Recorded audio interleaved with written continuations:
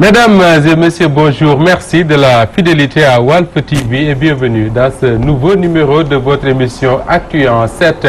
Actu en 7 a le plaisir de recevoir les journalistes Samba Djalimpa Badji. Il est le rédacteur en chef de Africa Check. Rédacteur en chef adjoint Samba Djalimpa, bonjour à vous.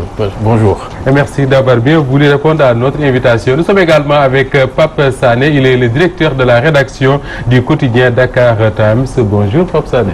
Bonjour Moussafa, bonjour Samba. Bonjour. Grand merci à tous les deux d'avoir bien voulu répondre à cette invitation. Avec vous, nous allons donc essayer de revenir sur quelques points qui ont marqué l'actualité de la semaine. Nous parlerons de la fin de la crise scolaire. Les enseignants ont finalement suspendu leur mouvement de grève après un accord trouvé avec le gouvernement du Sénégal. Mais dans cet accord-là, beaucoup le disent, il y a la main de la première dame. Comment est-ce qu'on peut expliquer, comment est-ce qu'on peut analyser une telle actualité? On le verra avec nos invités. On parlera également de ce vent de rébellion à l'Alliance pour la République, le parti du président Macky Sall, avec les sorties de Alioune Badara Cissé, ABC, médiateur de la République, mais également de Moustapha Cissé Lo, encore de Youssou Touré. Si le temps nous le permet, nous reparlerons de cette toute dernière sortie du chef de l'État, le président Macky Sall, qui veut une renégociation de toutes les conventions liées au pétrole, au gaz, mais également aux ressources minières en général.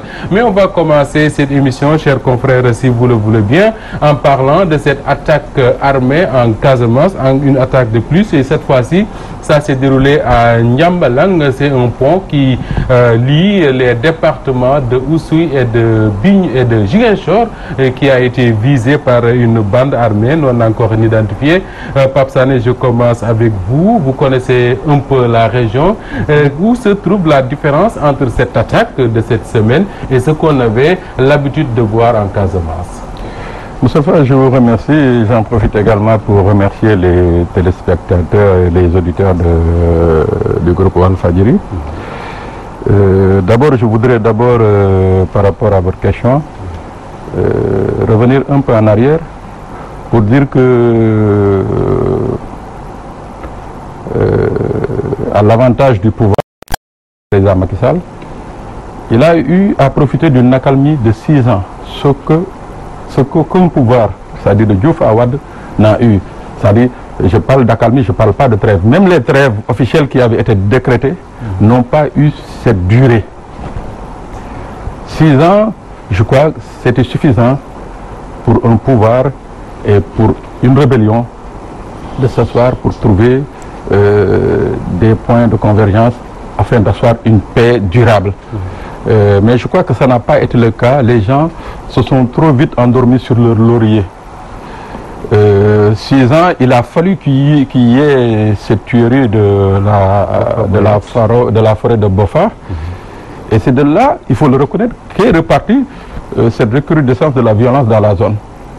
Certes, il y avait eu des escarmouches de temps en autre, mais jamais, au plus grand jamais, durant les 6 ans, il n'y a jamais eu d'attaque de cette ampleur. Maintenant, moi, le problème que je me pose, et cela me conduit à me poser et à poser aussi à tous la question qui est de savoir si dans la communication de la tuerie de Bofa, qui a priori, je dis bien a priori, parce qu'officiellement, il n'y a eu aucune accusation officielle contre le MFDC. Ouais. A priori, donc, ce qui devait être un fait banal, un fait divers, a été, par la grâce de la communication, transformé en une affaire militaire. Et après la riposte de l'armée, on a parlé de démantèlement de bases militaires. On a parlé de blessés ou de tués dans le camp des rebelles. Et je crois que c'est de là où est parti vraiment ce qui vient de se passer.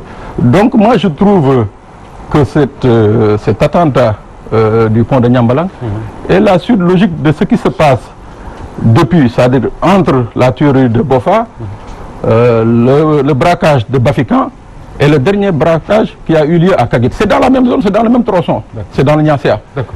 Voilà. Alors, Samba Djalimpa, je vais me permettre d'ouvrir une toute parenthèse avec vous.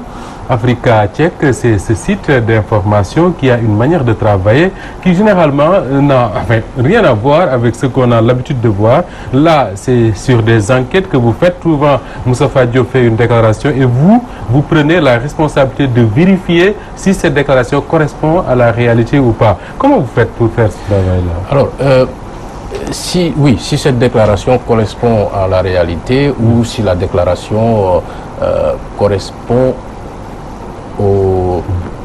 disons à la réalité du moment, parce que par moment des choses peuvent changer. Enfin, ce qu'on fait, c'est assez simple, parce que le principe de base de notre travail, c'est d'essayer d'apporter ou de mettre l'exactitude dans le débat public. Parce qu'on est parti du constat que souvent les acteurs publics et particulièrement font souvent des déclarations, font des affirmations qui après on se rend compte que ce sont des affirmations juste à l'emporte-pièce ou qui ne s'appuient sur rien. Et donc nous, chaque fois qu'il y a une déclaration sur l'espace public qui est d'intérêt public également, on essaie de vérifier est-ce que cette déclaration a été s'appuie sur quelque chose de clair. Vous le faites depuis quelques mois et moi j'ai l'habitude de lire depuis quelques années. Moi j'ai l'habitude de vous lire. On se rend compte que très souvent, la classe politique surtout, c'est du pouvoir comme de l'opposition, nous sortent des déclarations qui très souvent ne correspondent à aucune réalité. Oui, ça c'est très souvent. C'est-à-dire, par exemple, des chiffres qui n'ont rien à voir avec la réalité. Ou un exemple banal, c'est quand le chef de l'État, en lançant les travaux du pont de Foundiougne, il déclare que ça va être le pont le plus long d'Afrique de l'Ouest. Voilà, c'est des questions qu'à un moment, on sursaute un peu en se disant, bon, est-ce qu'il n'y a quand même pas quelque part en Afrique de l'Ouest un pont qui ferait peut-être 2 kilomètres? Voilà, c'est des questions qu'on vérifie. On se rend compte qu'au Nigeria, par exemple, il y a un pont qui fait à peu près 11 kilomètres ou un peu plus. Donc, voilà. Donc, c'est comme ça que nous essayons de travailler. Et, disons, notre cible principale, c'est des acteurs publics et particulièrement les hommes politiques. D'accord. Alors là, on revient un peu à notre débat pour reparler de cette attaque de Nyambalang. C'est bien ça, on prononce Nyambalang.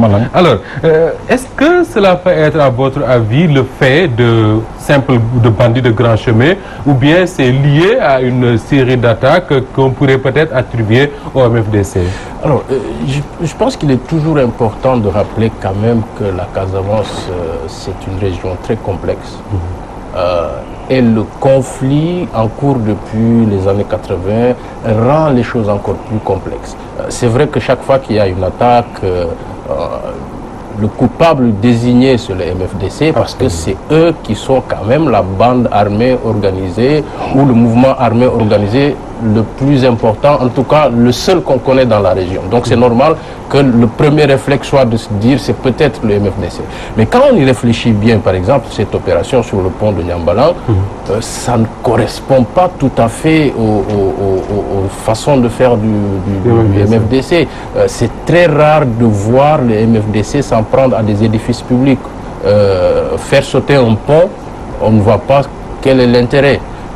Même l'attaque de Bofa, en y réfléchissant bien, il y a une telle sophistication, une telle préparation qu'on se demande est-ce que c'est vraiment le MFDC qui fait ça? Parce que d'habitude, ce ne sont pas les manières du MFDC. Après, on ne peut pas exclure que ce soit, vu le contexte, que ce soit le MFDC ou que ce soit des éléments isolés du mouvement. Parce que ce qu'il faut savoir aussi, c'est qu'en ce moment, il y a quand même une certaine dynamique vers la paix qui est en train de s'enclencher.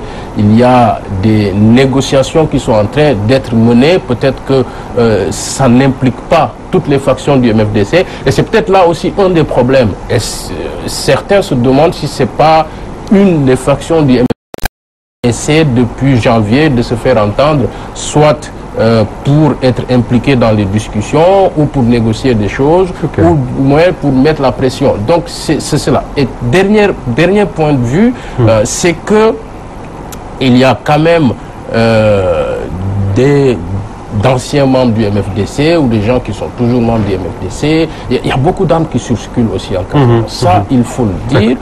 Et donc aujourd'hui, je pense qu'à l'état actuel des choses, c'est toujours difficile de dire tout de suite que c'est un coup du MFDC. Alors, dans cette affaire-là, d'habitude, ce qu'on entendait très souvent, c'est que quand il y a une attaque, même dans la presse, on entend c'est des éléments supposés appartenir au MFDC. Mais cette fois-ci, on n'a pas trop entendu ça. Et certains ont même évoqué la piste terroriste.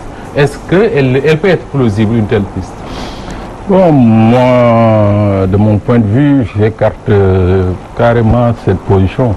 Je l'écarte dans la mesure où rien, je dis bien rien, dans les déclarations qui ont été faites par ceux qui ont en charge l'enquête, rien ne dit a priori qu'il s'agit d'un acte terroriste. Bon, maintenant, un acte terroriste, on peut l'élargir. Ça peut être l'œuvre de bandits, ça peut être l'œuvre du MFDC, comme ça peut être l'œuvre d'autres personnes qui ont des intérêts, comme ça a été le cas dans la tuerie de Boffa. Parce qu'il n'y a pas longtemps, je crois qu'il y a un site sénégalais qui avait eu à donner une information quant à l'arrestation du véritable, de celui qui est considéré comme la tête pensante de la tuerie de Boffa. Donc ça veut dire qu'entre-temps, l'information a beaucoup évolué. Donc moi, je ne m'aventurerai pas à dire que cela a une connotation terroriste. Mais bon, je dirais juste que il y a trop de bandes armées, il y a trop d'armes et il y a trop de brigands en Casamance. Je vais vous apprendre une chose. J'y étais récemment pour un décès. Mais grande a été ma surprise d'apprendre de la bouche d'un officiel de la gendarmerie qui me disait que dans tout le Fogni Diamankunda, il existait deux bandes. Ces deux bandes, de janvier 2018 à avril, ces bandes ont eu à tuer, je crois, 8 ou 11 personnes. Ah oui. C'est une bande qui est spécialisée dans la délinquance transfrontalière, qui fait des coups en Gambie, qui se réfugie au Sénégal, qui fait des coups au Sénégal, qui se réfugie en Gambie. Parce que cette zone de la frontière, elle n'est pas du tout surveillée. Donc, vous voyez ce genre de gang qui se positionne en Gambie, qui se positionne au Sénégal, c'est ce même genre de gang qui peut se positionner sur la frontière sénégalo-bissau-guinéenne. Parce que le lieu où a eu l'attentat n'est pas tellement loin de la frontière bissau-guinéenne. Vous voyez un peu. Donc, pour moi, c'est le fait juste de bandits. Et je n'écarte pas également que ce soit l'œuvre de MFDC, mais je penserais plutôt à des bandits. À des bandits. Alors, il y a dans cette semaine cette sortie assez étonnante quand même, si j'ai pu m'exprimer ainsi, de l'ancien gouverneur de Dakar, Saliou Sambou, un homme très respecté, avec un discours assez sérieux, qui très vite a évoqué la piste terroriste et a lié cette affaire au procès des présumés terroristes qui se passe actuellement. Est-ce que ce n'est pas dangereux de faire un tel lien? Alors, vous avez bien raison de souligner que c'est d'ordinaire quelqu'un de très mesuré, très rigoureux, très sérieux, qui connaît bien la région aussi. Alors, il n'est pas le seul à évoquer ces pistes. J'ai eu une discussion sur les réseaux sociaux avec un confrère aussi sur la question.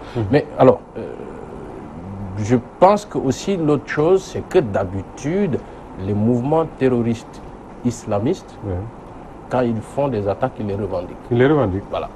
Jusqu'à présent, il n'y a pas eu de revendication. Donc, je suppose que si c'est une piste sérieuse, dans pas longtemps, on aura une revendication. Après, aussi, aller dynamiter un pont quelque part en Casamance par rapport à un procès qui se tient à Dakar, j'avoue que j'ai du mal à... Et un procès dans lequel sont jugés des gens qui sont arrêtés depuis longtemps, 2 ans, mais 3 ans. Dans les discussions que j'ai eues avec le confrère, j'ai appris aussi qu'apparemment, l'une des intentions des présumés terroristes qui sont jugés, c'était de créer une Katiba en Casamance. Je ne sais pas pourquoi ils ont choisi la Casamance d'ailleurs, puisque je ne suis pas sûr que c'est la région qui soit la plus indiquée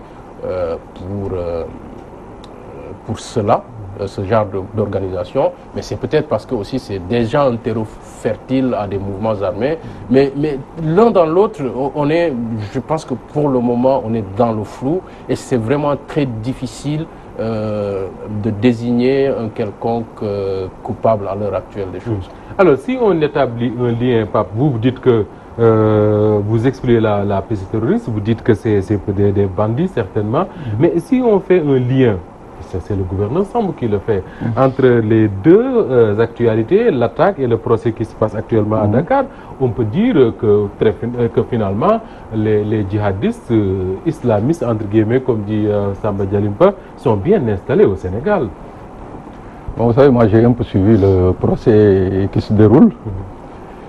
Et des fois, il m'arrive d'être choqué en lisant certains commentaires que je vois dans la presse. Oui. Par rapport à la réalité. Je vous interromps pas, Pape, mais il y a un des proches de Imam Daou qui m'a fait cette remarque ce matin déjà pour me dire que eux, ils sont au procès tous les jours et ils sont étonnés des comptes rendus qui sont faits par la presse de Londres. Ben voilà, donc c'est ça. Donc moi, j'y vais et vraiment, je suis ébahi, des fois ahuri, en lisant le lendemain la restitution qui a été faite. Les débats de la veille. Donc que le gouverneur Sambou, en qui je trouve un respect vraiment, je ne sais pas, que je ne saurais mesurer parce que c'est un grand homme d'État.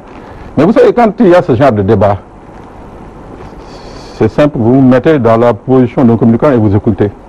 Il y a ceux qui parlent pour convaincre, il y a ceux qu'on fait parler. Maintenant, il revient à tout un citoyen. Le gouverneur, il est dans quel panier? Ben, moi, je ne sais pas. Mais en tout cas, ce qui est sûr, moi, je parle, moi. Ouais. On ne te fait pas parler. Ouais, moi, je parle. Voilà. Donc, vous voyez, en fait, le problème de la Casamance, que Moustapha, comme l'a dit tout à l'heure Samba, c'est un terreau fertile. Beaucoup de hautes personnalités qui se sont enrichis à coups de millions et de milliards à cause de cette crise. C'est-à-dire qu'il suffit qu'il y ait une petite brindille allumée pour qu'on en fasse une affaire d'État. Non, il faut être sérieux. Il faut être sérieux. On a une gendarmerie assez outillée, on a une police assez outillée. Il faut, je crois, les laisser le temps de déterminer qui sont les vrais auteurs de cette attaque. Est-ce qu'il faudrait peut-être faire comme avait eu l'intention de le faire Abdoulaye Wade dans son temps, c'est-à-dire interdire tout simplement qu'on parle de la Casamance? C'est ça que vous voulez dire? Non, pas du tout. Oui. Non, il faudra que les gens parlent de la Casamance. Pourquoi interdire qu'on parle de la Casamance? Non, il faut qu'on parle. C'est-à-dire maintenant le problème qu'il y a, c'est-à-dire il faut aussi que, au niveau central, que l'État, que le président sache que ce ne sont pas ces messieurs, entre guillemets, de la Casamance, qui depuis 1982 sont là, qui n'ont pas pu régler cette situation. Ce ne sont pas ces gens-là qui vont régler cette situation-là. Et d'habitude, quand vous suivez, chaque fois qu'il y a un petit problème, ce sont ces mêmes personnes qui se lèvent pour nous sortir des discours qui sortent de l'ordinaire. Voilà. D'accord. Alors, pour reparler un peu des terroristes et du procès qui se passe actuellement à Dakar, on aura remarqué, Samba Djalimpa, que tous ces gens qui sont jugés, ce sont des Sénégalais, des fils de Sénégalais, comme vous et moi, qui ont peut-être eu à un moment de leur vie des contacts avec des organisations djihadistes qui ne sont pas au Sénégal. Alors, très souvent, on disait du Sénégalais, non, il n'est pas violent, il ne peut pas faire ça. Est-ce qu'aujourd'hui, il y a des raisons pour le Sénégal, d'avoir peur de ses propres fils? Alors, présumés terroristes qui sont en train d'être jugés, il faut aussi savoir que les idéologies n'ont pas de frontières. Du tout. Voilà, qu'elles soient des idéologies violentes ou des idéologies pacifistes, elles ne sont pas de frontières. Il ne faut pas non plus oublier qu'il y a quand même quelques Sénégalais qui sont dans des groupes terroristes qu'on connaît. Et qui jouent de grands rôles, hein? qui ont été en Libye. Il y a 2 ans, 1 an, il y a un Sénégalais qui a même été parmi les kamikazes qui avaient attaqué, je crois, une base militaire américaine en Jordanie ou je ne sais plus quel pays. Donc, aujourd'hui, il y a effectivement des Sénégalais qui sont dans ces groupes-là. Donc il ne faudrait pas qu'on se voile la face non plus. Il y en a qui sont dans ces groupes. Maintenant, est-ce que ces gens pourraient être tentés de revenir, créer des groupes actifs au Sénégal. Difficile à répondre, mais ce n'est pas à exclure totalement. Donc, ils sont dans ces groupes, ils y sont déjà, ils posent des actes dans d'autres pays. Rien n'exclut qu'un jour ils puissent le faire. Donc ça n'a rien à voir avec le fait que oui, les Sénégalais sont naturellement pacifiques.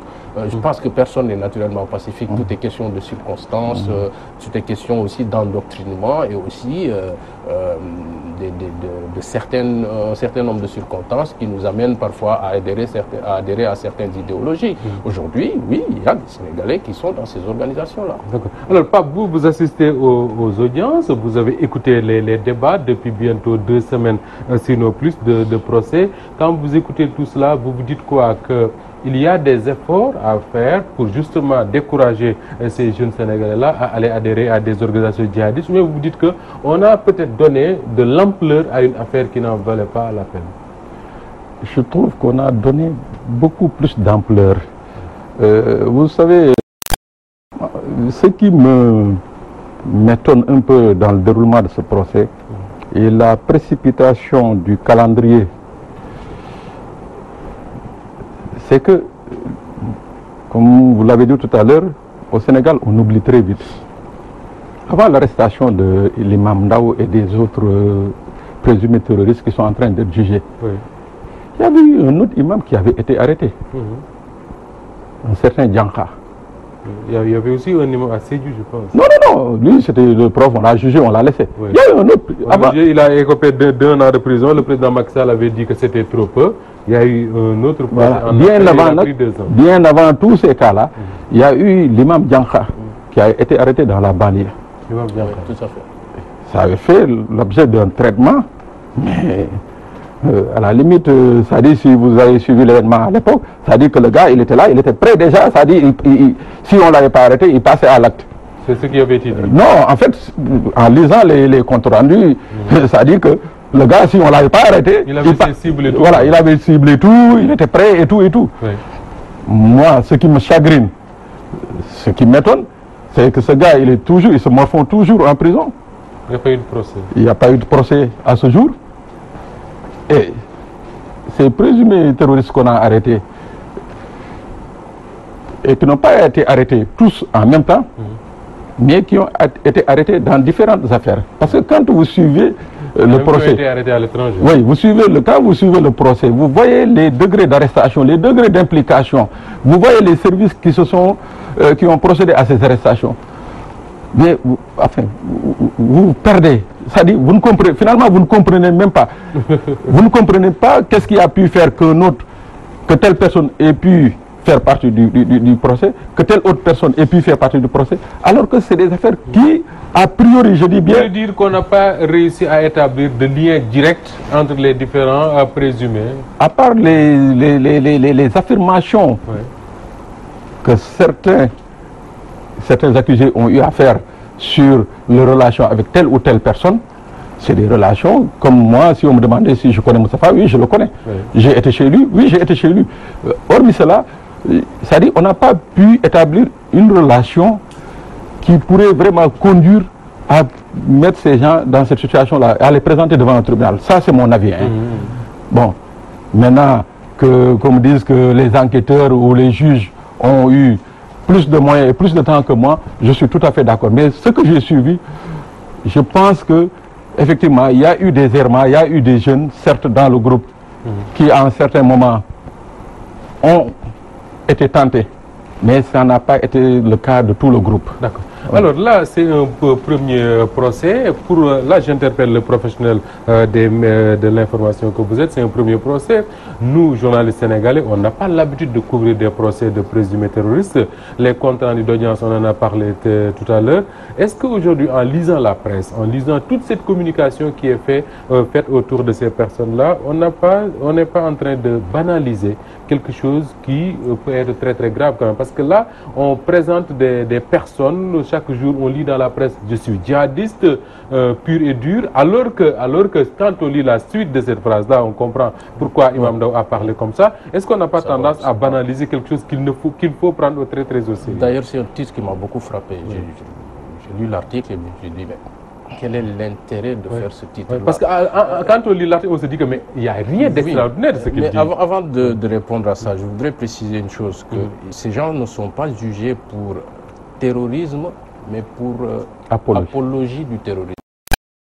Il y en a qui sont jugés pour terrorisme. On ne peut pas juger quelqu'un pour terrorisme. On reproche à l'accusation de juger quelqu'un alors qu'il n'a pas posé d'acte. Oui, c'est ce que je dis. Je ne suis pas sûr qu'on puisse juger quelqu'un pour terrorisme alors qu'il n'y a pas eu d'acte. Alors qu'il n'y a pas eu d'acte terroriste. Et c'est ça toute la difficulté. C'est quoi l'apologie du terrorisme? Je pense qu'il y a, dans la qualification des faits, il faudrait qu'ils parviennent à prouver que les éléments qui sont présentés au tribunal sont constitutifs de l'apologie du terrorisme. Et pour terminer, il n'y a pas longtemps, j'écoutais le juge français Marc Trévidic, qui était un juge antiterroriste, qui a beaucoup travaillé sur ces questions-là, et qui soulevait justement la difficulté déjà des juges antiterroristes de faire ce genre de travail. Ça veut dire quoi? Déjà. Oui, ça veut dire qu'en fait, leur boulot, ce n'est pas tant d'attendre que les gens posent un acte de terroriste, qu'ils tuent les gens avant de les arrêter, mais c'est de travailler avec la police pour empêcher des actes terroristes. Et c'est difficile, c'est-à-dire à quel moment il faut agir. Est-ce que leur travail quelque part n'est pas aussi une entrave à la liberté des individus? Absolument. Parce qu'il faut savoir à quel moment il faut arrêter ces individus, être sûr qu'au moment où on les arrête, on a suffisamment de moyens pour prouver qu'ils préparaient quelque chose. Donc ça c'était la parenthèse. L'autre chose, moi j'ai toujours été frappé par la difficulté que nous, les journalistes, avons à couvrir même les procès. Je parle au-delà de ce procès pour terrorisme, où il y a une difficulté supplémentaire, où certains de nos confrères ne comprennent pas tout à fait les enjeux, mais aussi la terminologie. Mais de façon fondamentale, souvent, nous avons des problèmes pour couvrir certains procès. J'ai vu des comptes rendus des procès, depuis le procès Hissène Habré, le procès Khalifa Sall, le procès Karim Wade. Ce que je comprends, c'est que beaucoup de journalistes ne prennent pas la peine de consulter les textes, juste pour connaître comment se déroule le procès, les concepts juridiques, ou même à demander des conseils ou des avis à des juristes. Absolument. Pour être en mesure de mieux couvrir les procès et de savoir ce qui se dit et pouvoir bien, le lendemain, faire un papier à bon escient. Parce que sinon, on se retrouve, j'ai vu beaucoup de commentaires, des gens qui se disent, mais ce que moi j'ai entendu au tribunal hier et ce que je lis dans la presse, c'est totalement différent. Et oui, effectivement, ce titre-là sur Imam... Parce que quand vous dites, quand quelqu'un dit « je suis djihadiste pur et dur », mais c'est ce que tous les imams disent tous les vendredis lors de leur sermon, que le musulman, c'est un djihadiste. C'est pas quelqu'un qui prend forcément des armes, mais c'est un djihadiste. Et ça pousse, à des gens qui peut-être n'ont pas lu l'article pour comprendre, à dire « Ah, l'imam a avoué ». Il a avoué. Mais non. Alors que ce n'est pas le cas. Et on reproche souvent au Sénégal de lire au premier degré. C'est des gens qui lisent la une des journaux et qui vont... Et autre chose aussi, Moustapha, dans ce procès. Parce que moi, en fait, ce qui m'a le plus frappé, d'ailleurs, je parle tout à l'heure du calendrier, mais je parle aussi de la composition. C'est-à-dire, même si c'est une chambre, c'est une cour spéciale, c'est-à-dire les chambres criminelles, et il est important d'attirer aussi l'attention que les chambres criminelles sont des tribunaux de droit commun. Et le terrorisme et tout ce qui est lié au terrorisme sont des délits qui n'ont rien à voir avec le droit commun. D'ailleurs, il a fallu qu'on modifie, notre agencement et notre code pénal au Sénégal pour y intégrer le terrorisme. Donc, ça dit, moi, en fait, le problème, je dis que ni la DIC, ni la section de recherche ne sont des entités de lutte antiterroriste, à proprement dit. Le tribunal, le juge du premier cabinet qui a procédé à l'instruction de ces dossiers, il ne dirige pas un pôle antiterroriste. Le procureur qui a eu à procéder au soit transmis pour les interpellations et tout, pareil. Cette cour, ce n'est pas une cour qui est spécialisé antiterroriste ou contre-terrorisme. Donc, moi, je me dis,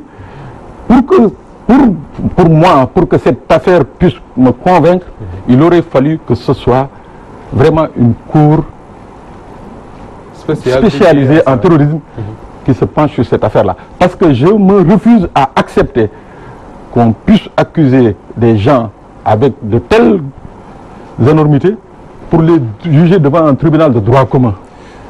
Oui, après je pense quand même qu'il faut reconnaître que c'est un procès intéressant. Un procès intéressant dans la mesure où il y a quand même eu des déclarations de certaines personnes qui ont avoué certaines choses. Le deuxième intérêt de ce procès, ça permettra quand même à notre système judiciaire aujourd'hui, à l'aune de ce procès, d'essayer de se mettre à niveau et de comprendre qu'on ne peut pas connaître de ces affaires-là avec des magistrats ou une magistrature qui n'est pas outillée aujourd'hui pour justement traiter de ces questions qui aujourd'hui sont un grand défi pour tous les pays du monde. Je rappelle à ceux qui nous écoutent, notamment à travers les ondes de la radio Walf FM, que c'est bien l'émission Actu en 7 et que nous recevons ce samedi Samba Djalimpa Badji et Pape Sané. Alors, je reste avec vous, Djalimpa, pour parler politique avec le parti du président de la République, l'Alliance pour la République, qui connaît quand même quelques remous, même si ça ne prend pas encore de l'ampleur. Mais on va s'arrêter un peu sur le cas ABC, Alioune Badara Cissé.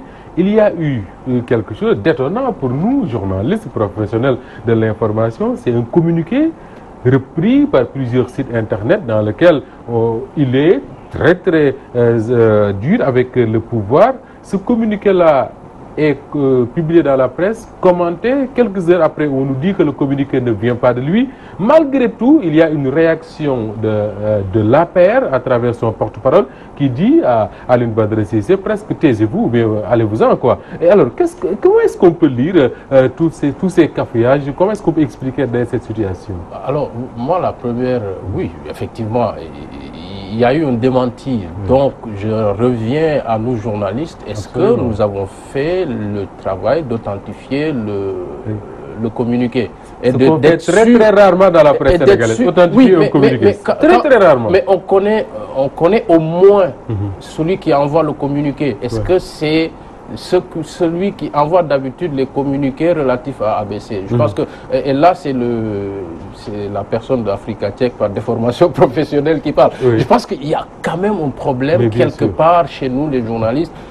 Parfois on pêche par manque de rigueur et de vérification. C'est pas parce qu'on a reçu un communiqué signé ABC que c'est forcément un communiqué qui est venu de lui. Et la preuve, il y a ce démenti. De son conseiller en communication. Voilà, donc on est un peu dans le flou. Après la réaction de l'APR, ils nous ont quand même habitués à réagir sur tout et rien. Eux non plus ne se sont pas assurés si les propos sont de ABC ou pas. Mais au-delà de ça, en fait, ça quand même... Parce que ce qui est étonnant, Samba, c'est que il y a eu ce démenti déjà dans la veille, mais juste après, il y a eu le communiqué du porte-parole de l'APR. Moi, je m'étais dit que s'il y a démenti, peut-être le porte-parole de l'APR, lui aussi, va revenir pour présenter même ses excuses à ABC. Oui, non, tout à fait. Mais ce que je veux dire, c'est qu'il y a quand même, fondamentalement, il y a une crise. Une crise, peut-être le terme crise est trop fort, mais il y a un problème qui est là, qui est que l'APR, quand même, aujourd'hui, est un parti où il y a plein de tensions. ABC, Moustapha Cissé Lo, comme vous le dites, et d'autres. Et aussi Thierno Alassane Sall qui a quitté. Mais pour revenir à ABC, moi, j'ai toujours estimé qu'il n'aurait pas dû être nommé à ce poste. J'ai pensé qu'il n'aurait pas dû accepter ce poste. Et je pense aujourd'hui qu'il doit se démettre. Pour une simple raison. Je pense que le poste de médiateur de la République est un poste tellement central qu'on ne peut pas se permettre de le donner à quelqu'un qui est militant actif dans un parti politique. On ne peut pas se permettre à le donner à quelqu'un qui est activement dans le militantisme politique. D'autant que ABC, je crois qu'il a même un mouvement autour de lui, les ABCDR, ou je ne sais plus comment ça s'appelle. Ça pose problème. Et ça pose problème. Et ça montre aussi que depuis quelques années, quand même, on est en train de rompre avec certaines traditions républicaines. Parce que déjà, pour moi, c'est une faute de la part de Macky Sall d'avoir décidé de mettre ABC à ce poste-là, le médiateur de la République. Et c'est aussi une faute de sa part d'avoir accepté ce poste-là. Donc aujourd'hui, c'est vrai que ces propos ne sont pas de... Il a démenti en disant que ce ne sont pas ses propos, mais ce n'est pas la première fois qu'il fait des déclarations du tout. Dont le contenu pousse à poser la question, est-ce que c'est le médiateur de la République qui parle ou est-ce que c'est ABC, ancien compagnon de Macky Sall, responsable de l'APR qui parle et qui attire l'attention sur les dérives. On se dit, est-ce que ce n'est pas un frustré de l'APR qui parle? C'est un problème. Oui. Après, maintenant, pour les problèmes du parti, moi j'ai toujours considéré que l'APR comme un parti assez bizarre. Je me suis toujours posé la question comment ils sont parvenus au pouvoir, comment ils parviennent quand même à rester toujours. Enfin, c'est un parti qui est bizarre. Pour rester un peu, si on reviendra d'ailleurs sur ce parti et son organisation, mais pour rester un peu sur le cas ABC Pape Sané. En tout cas, moi, c'est le sentiment que j'ai eu, je ne sais pas si c'est le vôtre ou pas, c'est que c'est le démenti qui m'a plus étonné que le texte lui-même. Parce que le texte ressemble beaucoup à Alioune Badara Cissé. Le premier communiqué, je veux dire. Ben, effectivement, moi, j'ai lu le premier communiqué, mais le démenti, en fait, je l'ai pas eu. Mais bon, vous savez, les agitations qui se passent actuellement au sein de l'APR étaient prévisibles, hein. C'est-à-dire, depuis 2012, certains qui s'agitent aujourd'hui avaient pensé que, à l'orée de 2019, ils seraient là pour jouer vraiment les premiers rôles au sein du parti. Absolument.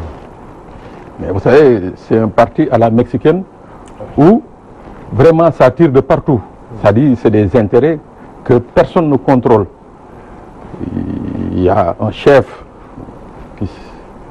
qui est Macky Sall, je suppose. Hormis lui, c'est le désert. Mais il se trouve que ce soit ABC, Moustapha Cissé Lo et tant d'autres, ces gens sont, comme qui dirait, des actionnaires de l'APR.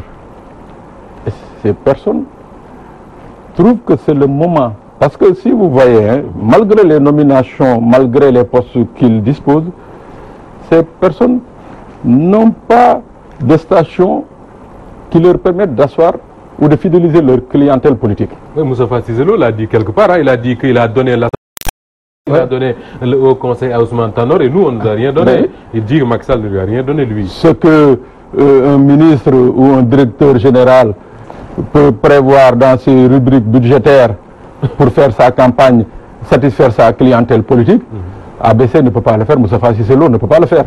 Même si le président du Parlement de la CEDEAO, il ne peut pas le faire. Donc, en fait, ces personnes ont été quelque part dégradées, entre guillemets. Donc, là, on va vers 2019. C'est le moment où jamais pour eux de se positionner pour l'après Macky Sall. Et quand on voit avec la mise en place de son cabinet de campagne, quand on voit les personnalités qui sont déjà cooptées et qu'on ne voit ni ABC, qu'on ne voit ni Moustapha Cissé Lo, moi je trouve que c'est tout à fait normal qu'ils sortent pour se faire entendre. Ça, c'est de la politique. Ils font de la politique. Maintenant, Moustapha, le problème, comme l'a dit tout à l'heure Badji, ABC en acceptant le poste, je crois il s'est fait piéger. Moi, je trouve qu'il s'est fait piéger. Lui-même, il a dit quelque part, juste après sa nomination, quand on a dit que Macky Sall l'a envoyé en retraite, il a dit attendez de voir ce qui va se passer. Ce n'est pas le cas. Il avait fait sauf qu'il n'était pas obligé de prendre ce poste. Et il connaît les contraintes du poste. Oui. Voilà. En fait, c'est ça le problème. Bon, maintenant que ce soit lui qui soit l'auteur du premier communiqué et qu'il le démente après, c'est tout à fait plausible, hein, parce que c'est des hommes politiques. D'accord. Ils sont noirs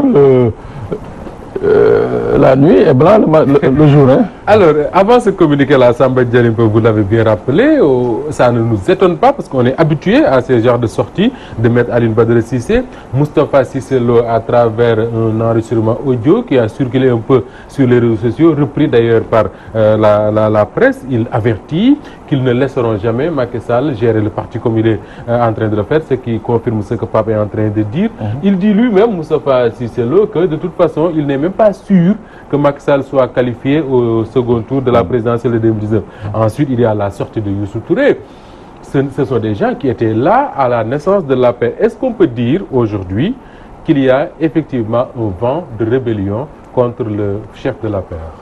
Ouais, moi je parlerai plus d'agitation bien calculée. Après, bon, je ne mettrai pas la sortie de Youssou Touré au même niveau que celle de Moustapha Cissé Lo. Youssou Touré, c'est à la limite, je n'ai pas eu pitié de lui. Certains disent que c'était pathétique. Non, je pense que ce n'est pas bien pour un individu de se comporter de cette façon. Ça, c'est mon point de vue. Je pense qu'il s'est rabaissé à un niveau inacceptable. Alors, quand on pense que ce monsieur a quand même siégé en Conseil des ministres, il a été secrétaire d'État, ça rend la chose encore plus ridicule. Mais après, quand on réfléchit bien, il nous avait habitués à des sorties un peu chaque fois irréfléchies pour ensuite revenir sur ses déclarations, aller demander pardon. Et donc peut-être que dans quelques jours, il va encore présenter des excuses. Et moi, la première dame ira la voir et puis bon, voilà. Et moi, et surtout en le voyant en larmes, je me suis dit, mais il pleure parce qu'on veut lui arracher ou on lui a arraché deux véhicules.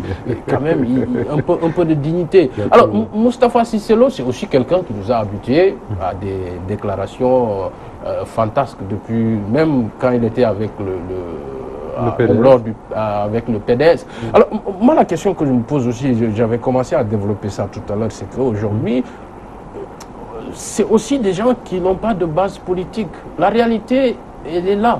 C'est des gens qui n'ont pas de base politique aujourd'hui. Ok, Moustapha Cissé Lo, il parle beaucoup, il attaque tout le monde, mais Moustapha Cissé Lo, sa base politique... Il a perdu ce qui faisait sa force d'ailleurs, c'est d'aller tout bas. Alioune Badara Cissé, même s'il revenait en politique, c'est un monsieur très sympathique, très respectable, très rigoureux, mais sur le terrain, ça ne vaut pas grand-chose en termes de mobilisation. On reproche au président Macky Sall d'avoir donné l'Assemblée nationale à Moustapha Niasse, d'avoir donné des postes à des...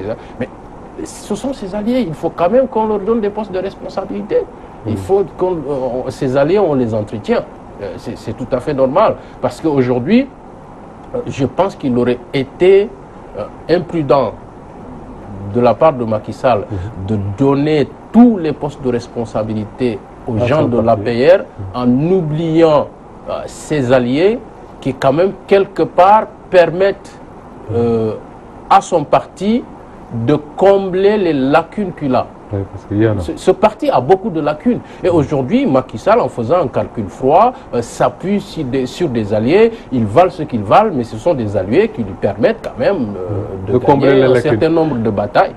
Alors, dans l'enregistrement qu'on évoquait tout à l'heure, Moustapha Cissé Lo dit quelque part qu'il y a des responsables du parti qui sont prêts à signer une pétition contre la manière dont le parti est géré.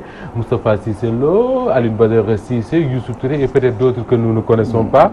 Ma question est de savoir, Pape, jusqu'où peuvent-ils aller ces gens-là? Oui, mais tout à l'heure, avant l'émission, on disait que c'était la période des enchères. Moi, je crois qu'ils vont faire monter les enchères parce que s'ils ne le font pas maintenant, ils passent aux oubliettes. C'est-à-dire, après 2019, ils n'existent plus politiquement. C'est-à-dire, même s'ils devraient exister, ce ne sera pas au sein de la paire. Donc, c'est la nouvelle tendance, les jeunes loups qui sont là à l'affût, qui attendent. Ce sont eux qui vont prendre le relais. Donc, ça, ils le savent. Bon, maintenant qu'il y ait des gens derrière, ça peut être du bluff. Mais je sais qu'au sein de l'APR originel, il y a beaucoup de frustrés. Et pour cela, pour s'en rendre compte, il faut juste revenir sur la visite du président en France. Parce que face au chahut de l'opposition ou des Sénégalais de Paris, il a eu à tenir un discours à ses militants. Il les a dit, c'est parce que vous ne vous entendez pas, vous faites régulièrement la guerre, que 50 bonhommes ont réussi à perturber ma visite. Donc vous voyez un peu, donc ça veut dire que ce parti est traversé de problèmes. Ce parti est traversé de problèmes, que ce soit à l'intérieur du Sénégal, que ce soit à l'extérieur. Ce parti, en fait, subit les conséquences de sa non-structuration. Oui, bon, c'est ce que j'allais dire. Moi, j'aurais même dit que ce n'est pas un parti. Oui. Il y en a qui le disent. Voilà. En fait, ce qui fait un parti n'existe pas là-bas. N'existe pas là-bas. Donc, tout le monde est chef de parti à la paire. Tout le monde, c'est-à-dire il suffit juste que le moment te convienne pour le faire. Et voilà. Voilà qui nous permet, Pape, de parler, il nous reste très peu de temps, de parler d'une autre actualité, c'est la crise scolaire. Il y a eu un dénouement, les enseignants ont repris le chemin de l'école, mais beaucoup disent que dans cette affaire-là, il y a eu un peu du n'importe quoi, je mets les guillemets.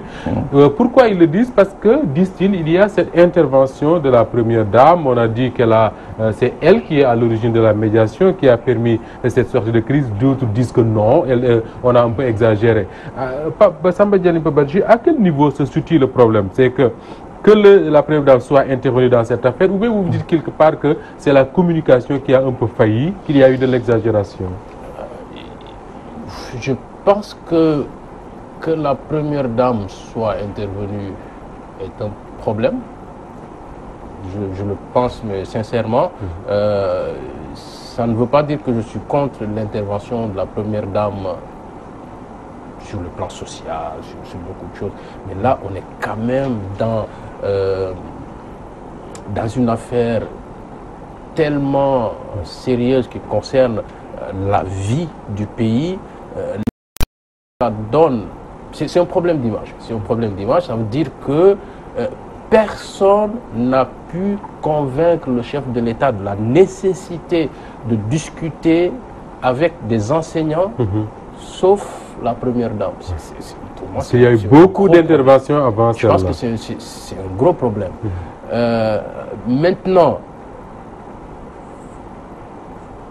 je n'ai pas compris non plus pourquoi au début les gens du pouvoir ont essayé de trop communiquer sur ça, au point qu'après, en se rendant compte que ça faisait effet boomerang, ils ont essayé de rétropédaler pour dire oui, non, en fait, elle avait juste invité les gens à déjeuner.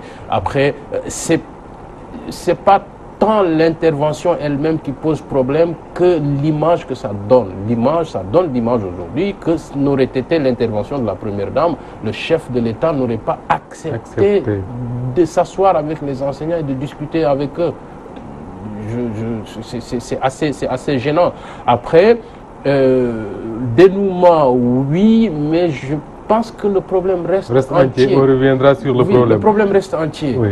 Alors, ce qui étonne également Papa Sané avec Marième Faye Sall, c'est qu'elle donne elle-même, elle travaille à ça, à donner l'image d'une femme sénégalaise, c'est un peu péjoratif peut-être, mais une femme de ménage qui est très loin des affaires publiques, de la gestion du pouvoir. Mais au fur et à mesure que son mari gère ce mandat-là, on a l'impression qu'il y a plusieurs faits qui tendent à dire le contraire. Il y a cette sortie du ministre Mbagnick Ndiaye qui disait à l'époque que son poste de ministre, de même que celui de Matar Ba, il le doit à la première dame.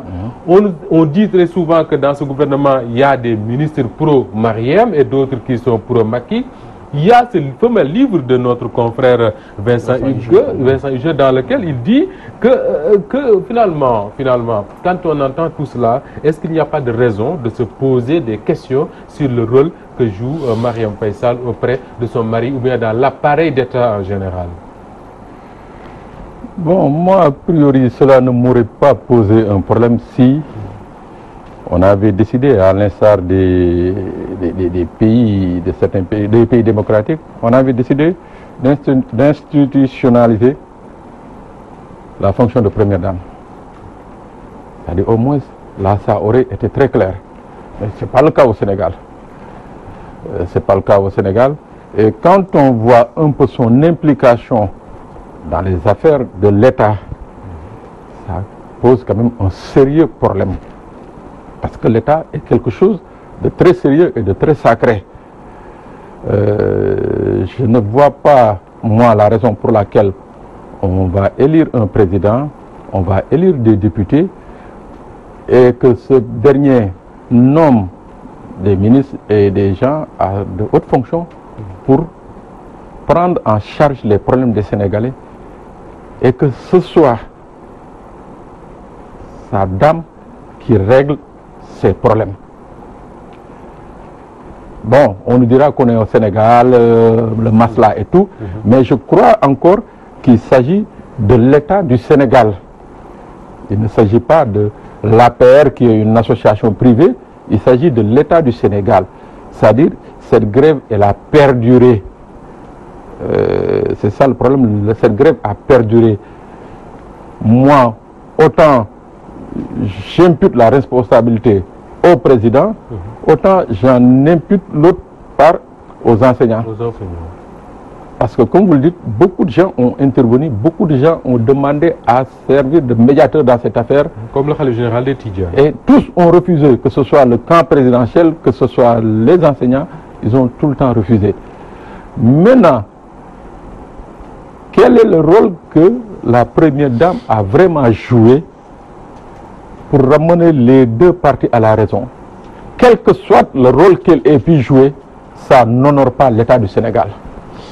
C'est-à-dire, elle aurait pu le faire dans la discrétion, oui. Il n'y a pas de communication sur ça, mais le fait de communiquer sur cette affaire porte atteinte à ces institutions qui sont là, qui devraient régler ces problèmes-là. Alors, ces institutions-là, c'est le ministre de l'Éducation nationale qui aujourd'hui a échoué à renouer le fil du dialogue avec les syndicats. C'est le Premier ministre du Sénégal qui a négocié et qui n'a pas pu trouver une solution. C'est le chef de l'État lui-même, parce qu'on oublie qu'il avait reçu en audience les enseignants. Il n'y a pas eu d'accord aujourd'hui. Il y a un accord. On a l'impression que le seul garant de cet accord-là, finalement, c'est la première dame. On peut dire, ça ne me dit pas, que le problème reste entier dans l'éducation nationale. Yeah. Non, le problème il est entier. Juste pour terminer sur la première dame, je pense que le problème, c'est pas qu'elle ait de l'influence ou pas auprès de son mari, parce que je pense que tous les chefs d'État du monde, quand même, il y a eu de l'influence. Ou ont quand même une oreille attentive à ce que leur disent leurs épouses, etc. etc. Ce qui dérange ici, c'est cette impression qu'on donne au Sénégal depuis 2012 que c'est elle qui permet ou c'est elle qui règle les problèmes. Je pense que c'est... Parce que quand on dit dans un livre que voilà, quand il y a des dossiers lourds, je demande qu'on me transmette les dossiers. Alors, sur l'éducation, je pense que aussi il ne faut pas qu'on se trompe. Le principal responsable, c'est le chef de l'État, c'est lui qui décide de tout. Le ministre de l'Éducation, oui, il a été fragilisé par cette crise, mais je pense que depuis le début, probablement, il n'a pas signé ou il n'a pas cédé parce qu'il a eu l'impression que il ne peut pas céder sur certaines choses parce qu'il n'a pas l'aval de son chef. Absolument. Et d'autant qu'il y a vu, pour ce qui est des revendications pécuniaires, pour l'essentiel, c'est le ministère des Finances qui doit décider. Et donc, si lui, de ce côté-là, il n'a pas les coups de franche, il dit aux enseignants, je ne peux pas. Et je pense que c'est un acte responsable.